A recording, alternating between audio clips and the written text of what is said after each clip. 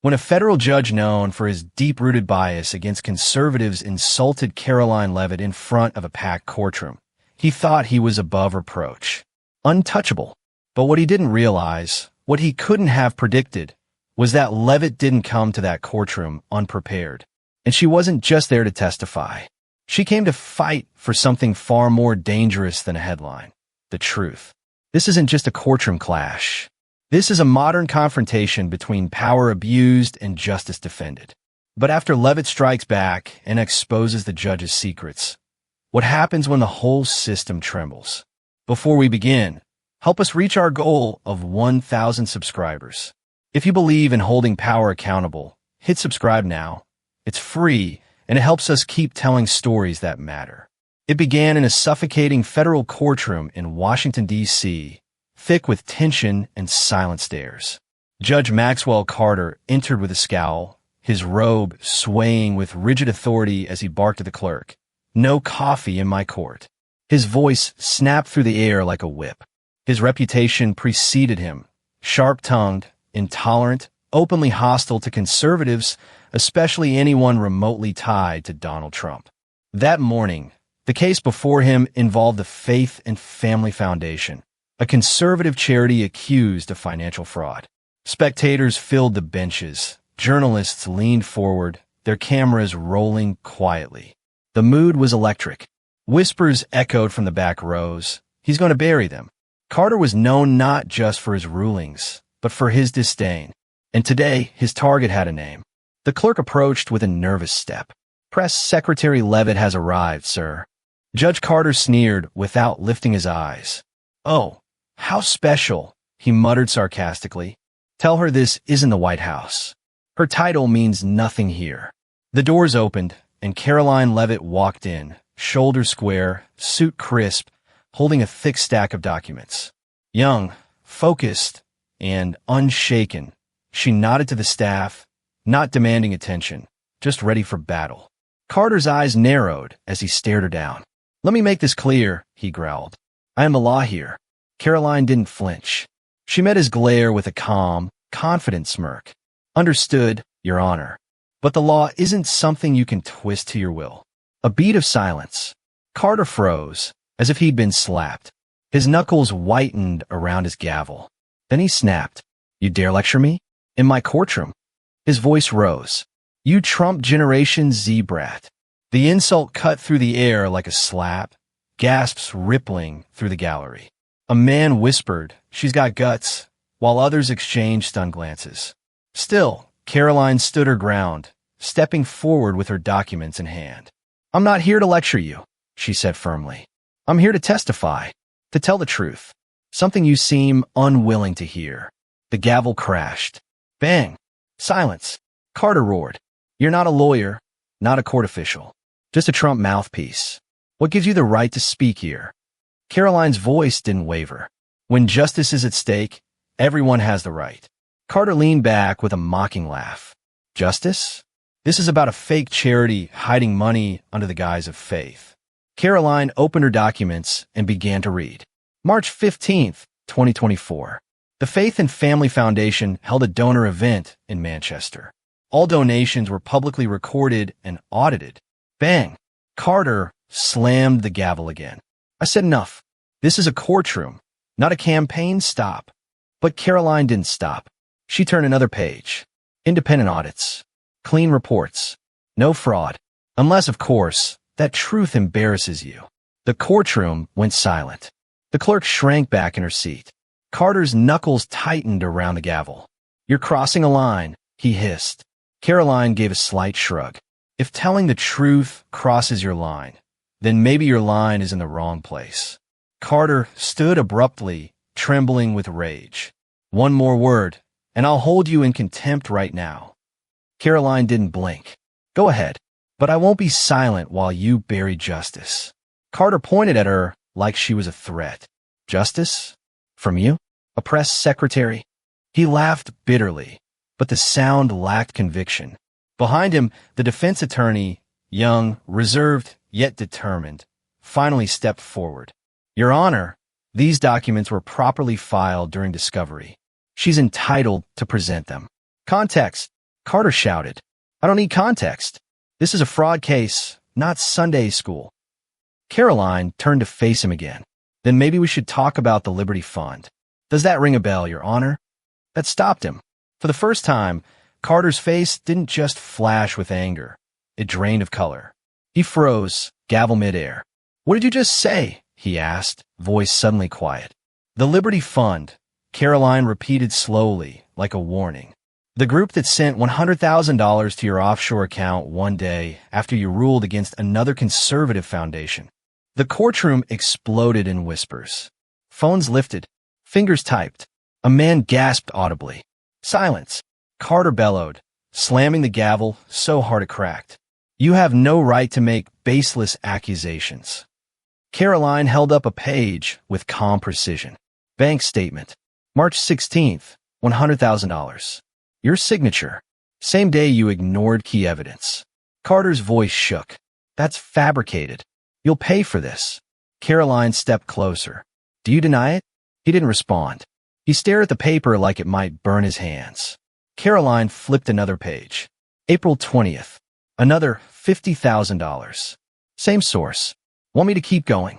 The air in the courtroom tightened like a vice. Eyes fixed on Carter, whose breath grew shallow, face slick with sweat. Stop it, he whispered. You don't know what you're doing. Karoline met his gaze, unwavering. No, Your Honor. You didn't know what I was doing. The walls of his courtroom, once his sanctuary of control, had become his prison. His threats sounded hollow, his grip on power slipping. And yet, this was just the beginning. Before we continue, tell us in the comments, what city are you watching from? We love seeing how far these stories are reaching across the country. And if you're not subscribed yet, now's the time. These stories matter. Let's keep going.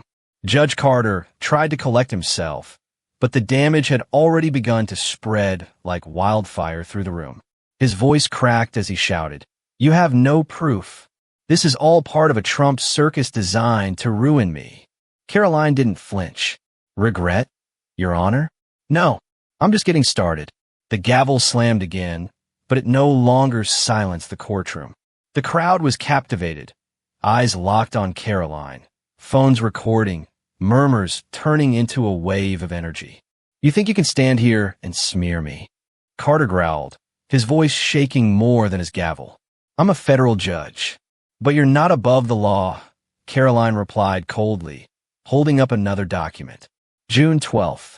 An email from your official government address to a Liberty Fund representative. It reads, Thanks for the timely support. Faith and family will be handled as planned. The courtroom exploded. A woman gasped. Is that real?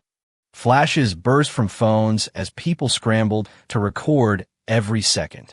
Carter slammed his gavel, his voice turning shrill. It's forged. I never wrote that. This is slander. Karoline didn't argue. She simply held up another document. Then why does the email match a $75,000 deposit into your Cayman account that same day?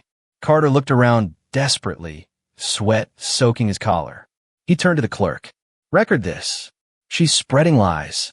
But the young clerk, who had remained silent, obedient, was trembling now. She didn't meet his eyes. Her fingers hovered above her papers, frozen. Karoline pressed forward. Or maybe we should talk about the Thompson case. The small business owner who lost everything because you refused to review his charity's audit. 2 days later, $80,000 in your account. From the same source. A man in the gallery shouted, Corruption, plain as day. Carter's face turned purple with fury. I said enough. He turned to the court officers. Get her out of here. That's an order. But the officers didn't move. One of them hesitated, then slowly shook his head. Karoline stepped closer. You can shout all you want, Your Honor. But you're not scaring anyone anymore. You don't know who you're dealing with, Carter snarled, eyes wild. You and Trump will regret this. Karoline's voice was steady, cutting through the chaos. And you don't know who you've been dealing with. I came prepared. She pulled a small device from her jacket pocket and held it up. This is a recording from your office. Want to hear what you sound like when no one's watching? Carter lunged forward, reaching over the bench. No, turn it off. But she pressed play. Carter's voice blared through the courtroom speakers, calm and cold. Wipe all the faith in family files. I don't want them in the trial. If anyone asks, say they're lost. The crowd erupted. A woman screamed, "He's guilty." Someone else shouted, "This is it. This is the truth." The clerk burst into tears, sobbing loudly as she covered her face. "He made me do it," she cried. "He said he'd ruin my career if I didn't." Judge Carter's mouth dropped open. His gavel rolled from his grip and hit the floor with a dull clink. His hair clung to his damp forehead. His eyes flicked wildly between Karoline, the device, and the clerk. "You traitor!" he screamed, pointing at the clerk. "You'll pay for this." But the courtroom had turned on him. His words meant nothing now. He looked like a broken man, drenched in sweat, face contorted in rage and fear. Karoline raised her voice again. "Do you want me to play more? Or would you prefer the FBI handle it from here?" For a moment, silence. Then Carter exploded. "You wouldn't dare," he roared. "You think this is over? I have power. I'll destroy every last one of you." Karoline didn't move.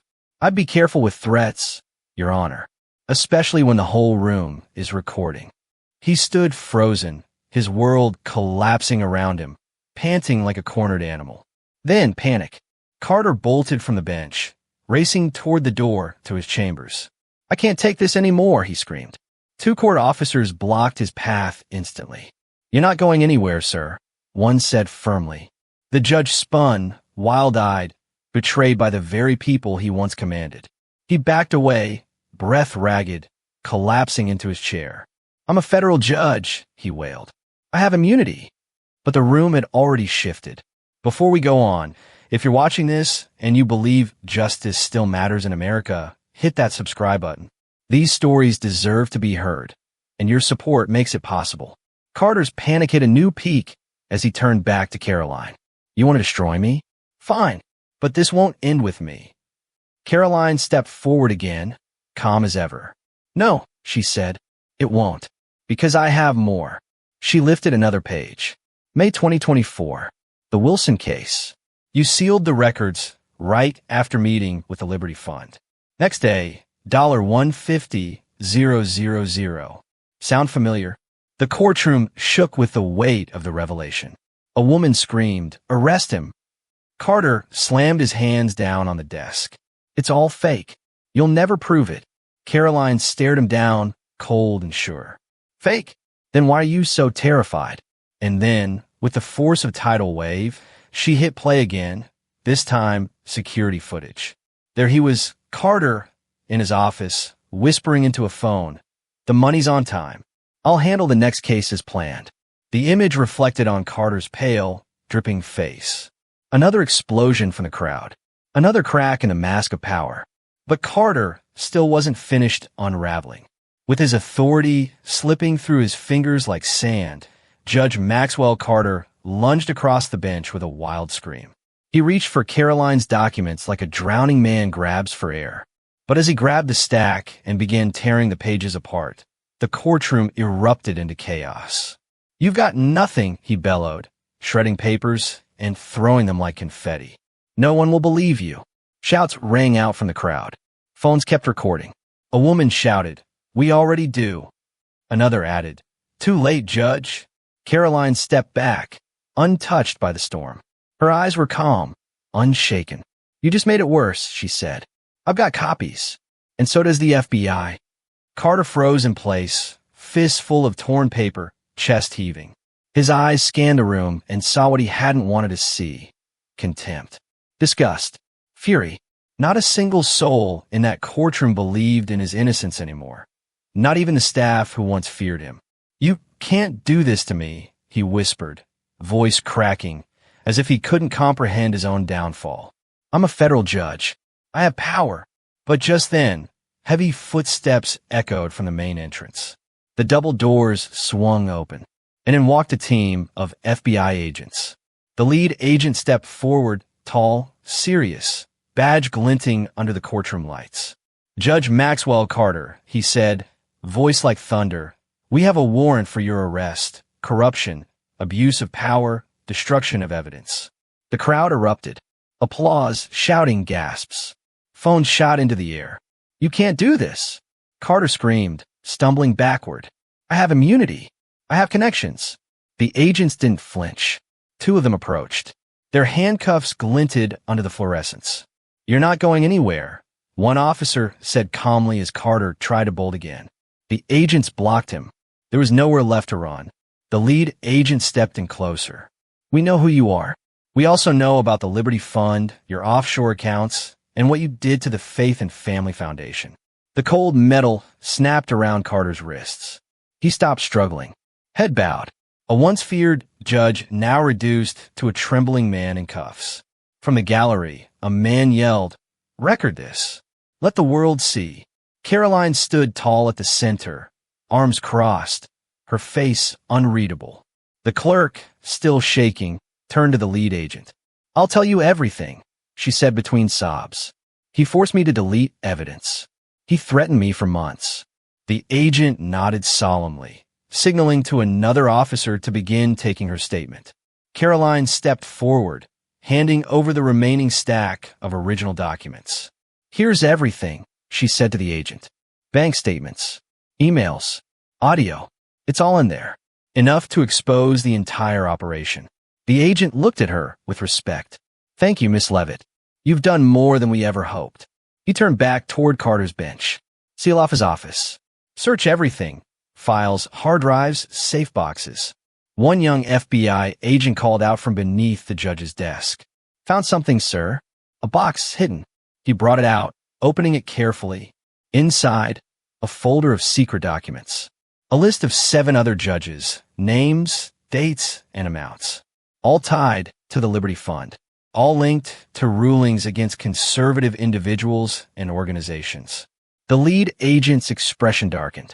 He turned to Karoline. "You were right. It wasn't just Carter. This is a network." Karoline stared at the list. Her eyes didn't show surprise, just focus. "I suspected as much," she said. "If there are more like him, I'll help you bring them down." The agent nodded. "We'll need you as a witness for the larger investigation. What you started here, this is just the beginning." Karoline didn't hesitate. "I'm in." The courtroom buzzed with tension, but the energy had changed. There was no more fear, only purpose. Clarity. The young defense attorney, who had stood quietly by Karoline's side, stepped up. Her voice wavered slightly. "You didn't just save the Faith and Family Foundation. You made history today." Karoline looked at her, voice soft but firm. "We didn't save one foundation. We restored justice." Behind them, the crowd began to rise. First one man, then another. Applause spread like wildfire. A woman lifted her phone and shouted, "She's our hero." The emotion in the room was overwhelming, cathartic, raw, and real. And yet Karoline remained centered, calm, focused. The clerk, wiping tears from her face, leaned in and whispered to the agent, "He made me delete the Thompson files too, and the Wilson case. I didn't want to, but he said he'd ruin me." "You did the right thing," the agent assured her, "and we'll make sure you're protected." The lead FBI agent turned to Karoline. "What you did today, people will talk about this for a long time." Karoline's gaze swept over the courtroom, the broken bench, the fallen gavel, the crowd now cheering for truth instead of power. Her voice was quiet, but it carried. "If you find more," she said, "let me know. I want to see every one of them held accountable." The agent nodded. "You just opened a door no one dared touch." As the agents continued searching, one sheet slid to the floor from the hidden box. An email from Carter to the Liberty Fund. "Need more support for the next case. Make sure no one finds out." The young agent picked it up, his face grim. Looks like he wasn't working alone. The lead agent gave a final look to Karoline. This just became something much bigger. And Karoline, still calm, still sharp, nodded once. Because deep down she already knew. If you stayed with us this far, thank you. These stories reveal a side of power most people never see. If you want to follow the full investigation and be part of this movement, make sure you're subscribed. We're just getting started. The courtroom began to quiet, though the air still buzzed with a powerful energy. The sense that something historic had just happened hung in the room like electricity after a storm. But Karoline Leavitt didn't bask in applause. She stepped away from the witness stand, eyes scanning the chaos of torn paper, shocked faces, and stunned silence. One of the FBI agents approached the bench, collecting more documents from under Carter's desk. Another opened a locked drawer and removed a flash drive labeled LF Cases, Private. The lead agent took it, tucked it into his coat pocket, and turned to Karoline again. "We're going to need everything you've got," he said. "This network goes deeper than we thought." Karoline handed him his second folder. "There are connections to 3 other foundations. All had cases dismissed by these same judges. The timing matches the payments." The agent nodded slowly. "You were one step ahead." But she didn't respond with pride, only determination. She wasn't in it for a headline. She wanted a clean house. Just then, the courtroom doors opened again. A bailiff entered and spoke quietly to the lead FBI agent. "We've called in a temporary judge to review the evidence and deliver a ruling." Minutes later, the new judge arrived, older, quiet, with a stern face and steady eyes. He stepped to the bench, reviewed the stack of audits and documents that Carter had tried to suppress, and turned to the crowd. "There is no basis for the fraud charges against the Faith and Family Foundation," he declared. "This case is dismissed." Another wave of applause rolled through the room. Not loud, not chaotic, just a solemn, grateful sound, like a crowd watching a storm finally break. The foundation's representative, an older gentleman with silver hair and watery eyes, stepped forward. He took Karoline's hand and gripped it with both of his. "You saved us," he said softly. "You saved everything we've built." Karoline met his eyes. "I just did what was right." And with that, she stepped back as agents sealed off the courtroom. But outside, the story had already spread like wildfire. Reporters flooded the courthouse steps. Microphones lifted like swords. Cameras flashed. As Karoline exited the building, a crowd erupted in cheers. Signs reading, "Thank you, Karoline," and "Justice for the People" waved in the air. A journalist shouted over the noise, "Miss Leavitt, what can you say about Judge Carter's arrest?" Karoline paused, turned to the cameras, and spoke with the same clear, unwavering tone she'd used in court. "Today we proved something simple but powerful. No one is above the law. Not even a judge in a black robe." Maxwell Carter used his position to target the innocent and twist justice for personal gain. But the truth caught up to him. And then, with eyes piercing the lens, she added, "This is a warning to anyone who thinks they can manipulate the system. We will find you, and we will expose you." The video clip went viral in under an hour.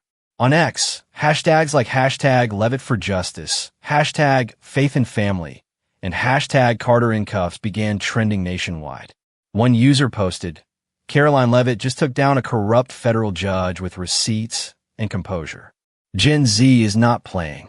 Another wrote, "This wasn't just about one bad judge. This was about all of them." Clips of Carter screaming, tearing papers, and being handcuffed appeared in millions of feeds. Side-by-side memes showed him shouting, "I'm the law," next to Karoline calmly saying, "No, you're not." But while the internet exploded, Karoline returned home to a different kind of quiet. She stepped into her house, her heels echoing on the hardwood. Her husband, low-key, loyal, with a proud grin, stood in the living room, holding their 8-month-old son. "You're back," he said, voice full of pride and emotion. The baby reached for her instantly. Karoline scooped him into her arms and hugged him tightly, his soft head against her shoulder, grounding her after a day of firestorms and broken systems. She kissed his forehead. "Mommy did the right thing today." Her husband stepped closer, his hand resting gently on her shoulder. "I saw the news. You were incredible. You made us all proud." She smiled, tired but strong. "It's not over," she said. "Carter was just one piece. There's more. I can feel it." He nodded without hesitation. "And I know you won't stop." Karoline placed their son in his crib and walked over to the table, picking up her phone. Notifications had flooded her screen. Thousands of comments, likes, and messages. She opened X and read one message aloud. "Justice doesn't come easy, but today we saw it win. Thank you, Karoline. Keep going." A quiet smile spread across her face. She typed a reply. "Today was just step one. Thank you all for the support. We won't stop until justice is fully restored." The post surged with engagement. Within minutes, #Leavitt for Justice climbed higher, igniting a nationwide spark. But Karoline didn't linger for the likes. She sat back in her chair, phone in one hand, the list of 7 judges in the other. A reminder that the fight wasn't over. And she was ready. The morning after the courtroom exploded into history, Washington, D.C. was already transformed. Cable news anchors couldn't say Karoline Leavitt without replaying her calm dismantling of a federal judge. Talk radio buzzed with calls demanding resignations. Headlines from both right and left used the same word, unprecedented. But inside Karoline's modest home, the atmosphere was quieter, almost sacred. She stood at the kitchen counter with a mug of black coffee, her mind miles away. The list of 7 judges still sat on the dining table, next to a now familiar folder marked Liberty Fund. Her phone buzzed. A message from the lead FBI agent. We've confirmed 3 of the names. They're under review. One already tried to delete his records. Karoline replied instantly. Keep me posted. I'm not backing down. As she sent it, she looked down the hall and saw her baby sleeping peacefully in his crib. That image reminded her why the fight mattered. Not just for politics, not even just for justice, but for the kind of country her child would grow up in. A knock at the door pulled her from her thoughts. It was the young defense attorney who had stood beside her in court. Still nervous, still a bit overwhelmed, but now with a fire behind her eyes. I just wanted to say, she paused. You made me believe again. In the system. In courage. Karoline smiled softly. Now you know what it looks like. And why we can't stop. At that moment, her phone lit up again. This time it wasn't from the FBI. It was a notification. Live footage. Crowds gather outside courthouse in support of Leavitt's investigation. Across the country, similar rallies were beginning to form. Some held up signs with slogans like "No more Black Row corruption" and "Expose the 7." An older man at one of the rallies held up a handmade sign. Truth is louder than power. Karoline watched silently. This movement wasn't just online now. It was in the streets, in conversations at coffee shops, in the minds of young professionals and exhausted small business owners who had lost faith. Until now. Later that afternoon, back inside the courthouse, FBI agents uncovered something they hadn't expected. Inside a sealed box beneath Carter's bench, they found dozens of printed emails. One of them caught immediate attention. Ensure next month's ruling favors the city ordinance. The donor expects results. Liberty Fund support confirmed. It wasn't signed by Carter, but by another judge on the list. The connections were becoming undeniable. The network wasn't just theoretical, it was operational. The lead agent called Karoline from the field. This is bigger than campaign bias, he said.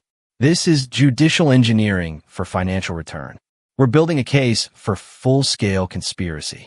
Karoline's response was simple. Tell me what you need. I'll help however I can. That night, news spread that one of the judges on the list had been placed on administrative leave. Another was refusing to turn over records. The dominoes were starting to fall. Back on X, Karoline posted just 5 words. 1 down. 6 to go. It exploded. Again, a user replied, Leavitt doesn't blink. We need her in every courtroom. Another, she didn't just expose Carter.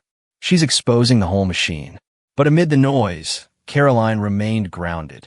She returned to her office, cleared a small corner of her desk, and opened a clean notebook. On the first page, she wrote, The Liberty Fund cases, what comes next? It wasn't just evidence now. It was strategy, names, connections.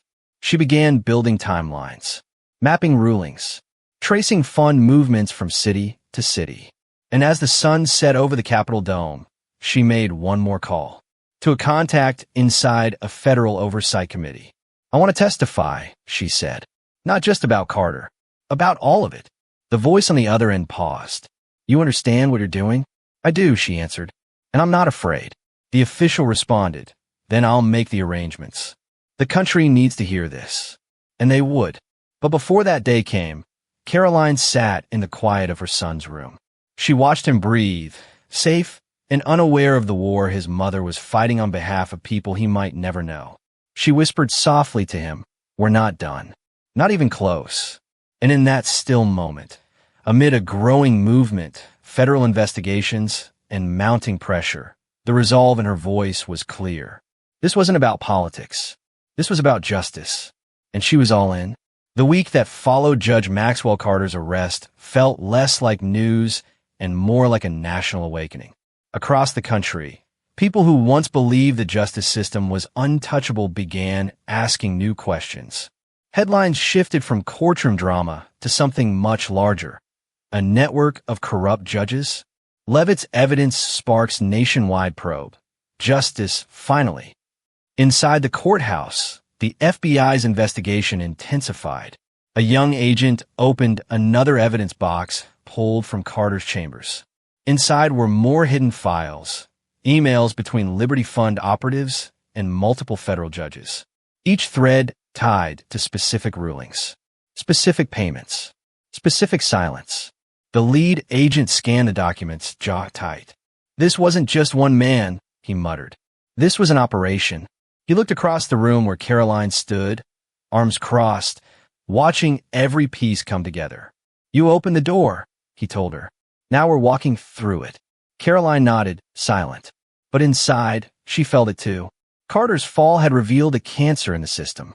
And now that it was exposed, it had to be removed, root and stem. Outside, the movement she inspired grew stronger. Videos of her courtroom confrontation had surpassed 40 million views. Clips of Carter screaming, tearing up documents, and being dragged out in cuffs were now paired with Karoline's calm voice saying, "You don't forbid the truth, Your Honor." A filmmaker posted a dramatic slow-motion edit of the moment. She played the incriminating audio. It went viral with one caption. "This is how you fight corruption." And still, Karoline remained focused. Every interview she gave, every rally she addressed, carried the same message. This isn't about me. It's about a system that needs fixing, and the people deserve better. At the Faith and Family Foundation headquarters, staff members wept as they read the news that their case had been dismissed and their name cleared. The chairman sent a public letter addressed to Karoline. Your courage didn't just save our organization. It restored our faith in justice. You stood when others stayed silent. For that, we owe you more than thanks. Karoline read it quietly, then folded the letter and slipped it in her desk drawer. She wasn't doing this for awards or recognition. She was doing it for people like the Thompsons, the Wilsons, the clerk who'd been silenced by fear, the families who lost everything to judicial corruption. But now the path forward was clear. One by one, the judges on the list were falling under scrutiny. 3 were formally charged within days. 2 others resigned before subpoenas could land. 1 disappeared altogether. The Department of Justice confirmed they had opened a federal task force to root out judicial corruption tied to political donors. And in every briefing, one name kept coming up, Karoline Leavitt. Not as a plaintiff, not as a politician, but as a whistleblower who refused to blink. Inside her home office, Karoline sat at her desk late into the night. The list of judges was no longer just a list. It was a casebook, a roadmap. Each line, each name, each dollar traced to rulings and ruined lives. Her husband walked in quietly, baby asleep in his arms. They're calling you a hero, he said gently. Karoline looked up from her notes. Heroes don't sleep much, she said with a faint smile. But we're making progress. You're changing things, he added. She nodded, 1 court at a time. The next morning, Karoline stood in front of a packed congressional hearing room. Cameras were rolling. Lawmakers leaned forward. Reporters filled every seat. She placed her folder on the table, took a breath, and spoke the words she'd waited her whole life to say. My name is Karoline Leavitt, and I'm here to tell you how corruption hides in the quiet corners of our justice system, and how we can end it. The room went still. No interruptions. No objections. Just truth. That hearing would spark legislation, reforms, public debates across every major outlet. And still, Karoline pressed on. Because the fight wasn't over. She left the hearing, walked into the sunlight, and pulled out her phone. She opened X, typed her next message, and hit post. We took down 1. Now we keep going. Justice doesn't sleep. Neither do we. If this story moved you, if it reminded you that truth is stronger than power, make sure you're subscribed. We're building a community that believes in fighting for what's right, no matter how high the stakes. And we need you with us. Justice was restored today, but the battle continues. Click the card on your screen to watch the next video, where we expose the next chapter in this growing investigation. Because justice isn't just a concept, it's a mission, and it's only just begun.